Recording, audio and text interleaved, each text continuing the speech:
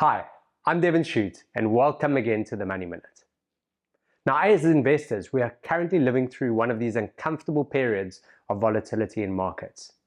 These times can cause us to question our strategies and dangerously be tempted to make short-term decisions that create long-term harm for our capital. So I thought what is always helpful to do is to take a step back and see how we're doing over longer periods. And actually, when looking at the JSE, it makes for some interesting reading right now, and we don't even have to look that far back. For example, if you'd taken a well-deserved holiday before Trump's tariff announcement at the beginning of April and just got back from your trip last week, you wouldn't have even known about the sharp sell-off markets had experienced there. You would have just seen that the JSE has reached record highs and actually been quite pleased with yourself. Now, those couple of weeks while you're away caused a lot of anxiety for investors who are watching the markets closely.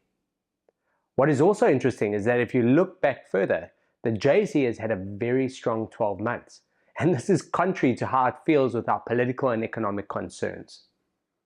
Over the last year, the S&P 500, which represents the US companies, the biggest US companies around, is up 7%.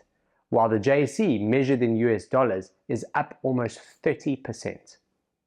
Now, I'm the first to admit that the JSE has lagged the US market for many years.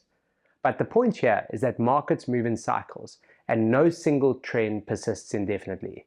It's nearly impossible to know when these trends could change.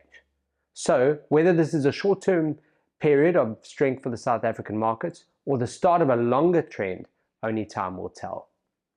It is for this reason that being well diversified in your investment portfolio across countries, currencies, and investment strategies is key to delivering consistent long-term capital growth.